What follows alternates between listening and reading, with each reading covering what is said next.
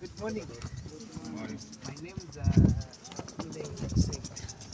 don't like being called Richard for obvious reasons. I've never seen a white man giving one a question about so it's good to see you here. I know you're very busy people. The most important thing, apart from understanding your varieties, your crop protection, is also the crop nutrition. All the things that Denson was talking about, they are very possible. You can achieve the 12 tons, you can achieve the 30 tons if there is anything like that. But you need to also put in other management programs like crop nutrition and crop protection. So I'm going to just talk about the crop nutrition. These crops, like the maize, it's a living thing. It also needs to be fed. So if you're not feeding it properly, it cannot give you what it requires. To those that have got children, I know you feed them. But you just say for the children. Why? Because you want that child to grow. Not so. So now, when you are applying the fertilizers, there's always the other group which was here. There's a lady who asked the question to say there are people who mix the D compound and the urea and put together. Denson gave a very good answer. That is wrong. Don't do that. It's like mulepera umwana. If you have a kalamba, then the milk you put together and then you feed the child. So the best practice as you are applying your peso dressing, that peso dressing should be done before you plant. And before you plant, don't wait until your midis yakulako. Like the way I've seen here, maybe it's because maybe they did not receive first the fertilizers, but this was applied quite late. And this is the peso dressing. Peso dressing has to be done either at the point of planting or before you plant. Why? The reason is when the seed down there starts to germinate, right? There are two things, there's emergence and germinate. In most cases, when the seed comes out, that's when we know it has germinated. Germination is down there in the soil. When it comes out, that is what is called the emergence. So when the seed starts germinating down there, it has to find the food. Just like when God blesses you with a child, that child should find the milk ready.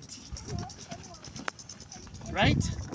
So I'm encouraging you every time if you can manage, at the same time that you are planting, you apply your peso dressing fertilizer. Then, top dressing, you can apply it 4 weeks later, right? 4 weeks later, that's when you apply your top dressing fertilizers. Now, the most important thing as you are doing your crop nutrition is what we call soil analysis. You need to understand your soils. The soil analysis will give you the quantities of fertilizer that you need to put in the soil. Most of us, we just know that for an hectare you need 200 kg peso, 200 kg top. Yes, that is a general recommendation. Many people have been using it. But for your own information, these soils, they have been depleted. They are losing the strength to hold on to the natural nutrients that they have. Each year you use them. So it is very important when you start doing your farming. The first thing is to do your soil analysis, understand the soil status or the soil health of your field. When you understand that, you'll be able to know how much D compound you are going to put and how much top dressing you're going to put. You are also going to know when to apply, because you are going to know the type of the soils. Are they sandy soils? Are they clay soils? Are they heavy or are they light? Sometimes we encourage farmers to do a spray application based on the type of the soil. sometimes we may even just encourage you to do one application for top dressing. That depends on the soil analysis. So the soil analysis again will tell you whether to control the soil pH, the pH, that is a potential hydrogen. The pH in most cases it disturbs in the uptake of nutrients by the plant. When the pH is high, it's like it's like it holds the nutrients. For those that have seen, can I use the bottle? So you've seen this bottle. This bottle, if it has water in it and you put it in the freezer, it will become ice. But that is water. When you want to take it, you won't take it until you wait. Yachita melt yakara manzi. That's exactly what happens when the pH soil is bad. It will hold the nutrients like an ice. Not until you put the lime, depending on the recommendation, then it will melt down and then make the nutrients available to the plant. So it is very important for you to know and understand the health condition of your soil. Are we together? Right. Any question? Yes. So in an instance where you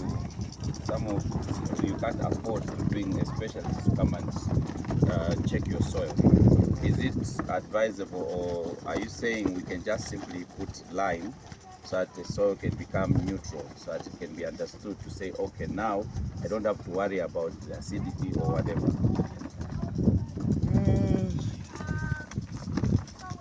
That's a tricky question, because the reason why we are doing soil analysis is also to control your budget, because you have to know what you put in the field. Now suppose you do the soil analysis and you find that your soil pH is normal, and you have added your lime, which is also expensive, so it adds to your cost. It is very important to do the soil analysis. But if maybe you have been using that land for some time and you have seen your yields going down, yes, you can add some lime. But the problem is you may not know whether that soil, maybe the soils are acidic or alkaline. Because again, the acidic and alkaline would determine the type of lime that you're going to put. Either calcitic lime or dolomitic lime. So again, there you may miss it out. Okay. So Yes. Which one do you recommend for split application? Is it D or urea? The top dressing. And this issue of saying D and urea, we should stop talking about it, because there are so many types of base dressings, right? And that depends on the recommendations that you have. Yes. The top dressing, do you have to? You said after 4 weeks, eh? Yes, sir. Is it after emergence, or because there's that place whereby you plant without emergence? And then the seed now emerges. Okay, is it after emergence or? Top dressing is after emergence. You count when it emerges. You see it. You count 4 weeks. That's when you put your. No need to follow it. No knee high. You have to follow in the midst. My height, my knees, yes, yeah. So on the same one, sir, which one do you recommend? 4 weeks or 21 days? 4 weeks or 21. Yes. On you can do it. I don't know if how I do it is correct. You plant, then after 7 days you start again 21 days, which is a month. You plant after 7 days. Yes. Because what happens? In total, it's 30 days from the day you put the seed. That is about four weeks. Yes. Yeah. It's okay if you want. You can put at 21 days, but it shouldn't go beyond the 4 weeks. Yes. Because what happens? These basal dressings, fertilizers, when you put them within 21 days, they are depleted. So you need to top up the energy from the plant. Yes. You also touch on foliar fertilizers. You also touch on foliar fertilizers. When you heard you talk about the... Okay, I'll talk about foliar fertilizer. Let me connect it now.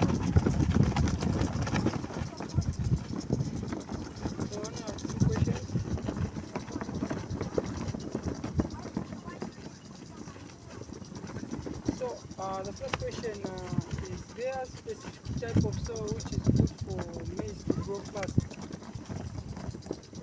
And another question is, what causes maize to damage it? For example, you're planted, then there are some pests which damages the maize before it gets mature. So what type of The second one, I'll ask my sister that she will help the pest control. She'll come and handle that. The second one. So let me combine these two questions. About the foliar fertilizers. In most cases, excuse me, sir. In most cases, foliar fertilizers, they give energy to the plant. Right? They give energy to the plant, and we apply them so that they have those minor elements like zinc, sulfur, not sulfur, maybe boron, maybe copper, maybe magnesium. Those small, minute, but very important elements for the development of the plant. So in most cases, we apply the foliar fertilizers at critical stages where the plant needs energy. The first one, for me, I encourage farmers to apply at least twice. If you can afford to apply more than twice, better. But twice. At the point of when the maize starts to do some tasseling, and you apply your foliar fertilizer at that point because it needs a lot of energy. And then also at the stage of grain filling, you can apply your foliar fertilizer. It gives it a lot of energy and it will increase not only on your yields but even the weight of the grain. Then show that. Is that okay? Yes. So those are the two critical points that you should also put in mind. But you can apply at any stage if you want. But those shouldn't be missed because the crop needs energy to do that reproductive process.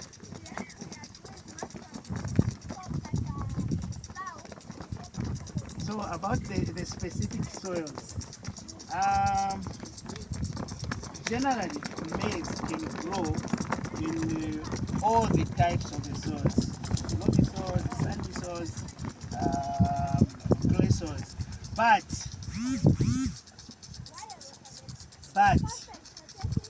I want to make an emphasis, but the maize will grow very well in loamy soils.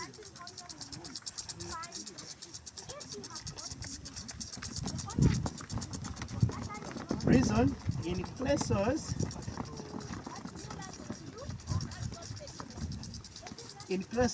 there's you need, because the crop, the maize will need enough air, you need enough water, and you need enough nutrients. But in the clay soil, it doesn't have enough air, so you need to improvise. A lot of aerating and stuff like that. So when you improvise, or maybe you add some organic matter just to loosen up the soils. But what I would encourage you, just go for loamy soils, those are the best. In the clay soils, in most cases, the nutrients are not, the soils are loose. When you apply the nutrients, they easily leach, they go beyond the root zone. But they can also grow in those soils. The best soils are soils like this and loamy soils.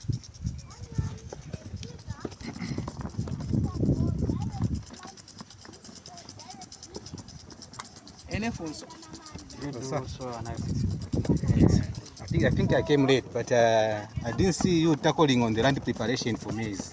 Does it have any specific land preparation for maize? Maize, it's easy to do your land preparation for maize. It's one of the easiest crops to do. There are two types. It's either a conventional way or conservation way. What I mean by conservation, you can do the reaping and plant in those lines. Or you plant kudala, mezotisha encourage kushanga beds like this. Right. Wanashanga so because these are permanent beds. So after maize, they'll plant other vegetables. No wonder they are like this. But I encourage farmers to plant just on the flat land like this one. And when you cultivate, don't make ridges. Just after cultivating, you just plant land. As long as the depth of your, maybe is it a disc, it's going at least beyond 20 centimeters, so that the root zone can go to penetrate. Yes. Also, which one is clay and loamy? Black soil or part? The color of the soils does not determine the fertility of the soils. You may have black soils, but they are dead soils, and they can't give you anything. Yeah. So, my black soils in most cases, we have accepted it as a fertile soils. Yes, in most cases they are, but the color of the soils cannot determine the fertility of the soil.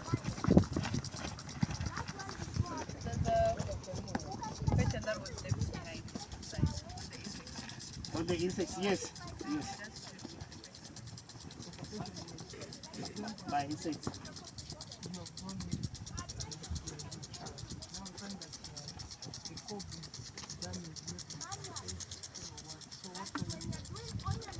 So, just to give a background over insecticides.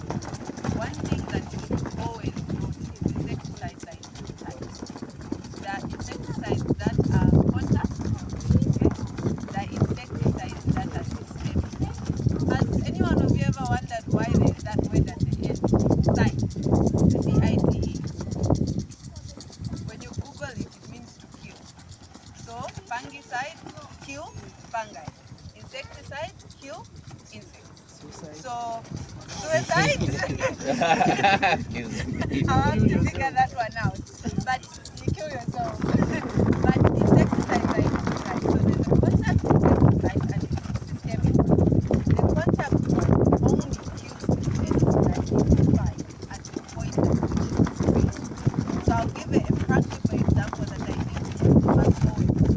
If you grow any tree and you've got red spider, where does it live? At the bottom of the leaf, right? And you have your workers going in the field that boss not sasa, twalisasa insecticide, twalisasa on top, right? What happens at the bottom? You're spraying a contact insecticide on the top of the leaf. At the bottom, you've done nothing. Next thing you're saying, I use this chemical, it does not work. Number one. Number two, you have to look at the types of leaves that you're dealing with. Cabbage. Anyone growing cabbage here? What happens when you're watering your cabbage? Where does the water go? Just down to the soil, right? So you've got a pest attacking your cabbage leaf, and you go and spray your chemical. Where is the chemical going to go? Down. So you haven't applied a sticker. That is one thing. Cabbage has a waxy tip. It's easy for things to fall. It's got a waxy layer type. So you want, when you're mixing chemicals, you add it like gum, so that when you spray your chemical, the chemical goes and sticks on the leaf. So that when your pests come, they find the chemical sticking on the leaf and it has a good. So that those are the contact insecticides. The systemic ones, on the other hand, they go into the plant tissue. So they'll be absorbed by the leaf, and all your sucking pests, when they want to come and suck anything from the plant, they will die. It's like putting poison inside the plant.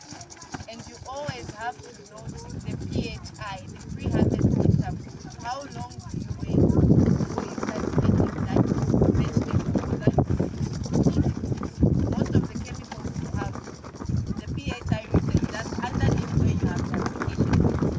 So please, never go in with an insecticide that might not be popular, my veg, America for market. People will get sick. You always have to take note, how long do I wait before I can harvest this? And there are so many other things that we move on to, but for the pests that go inside the crop, you want to go in with an insecticide that is systemic. One that will go into the system of the plant, so that those pests that are already inside that you can't kill using a contact insecticide at that point. I hope that is clarity. Any other questions from there? Maybe we can just continue. So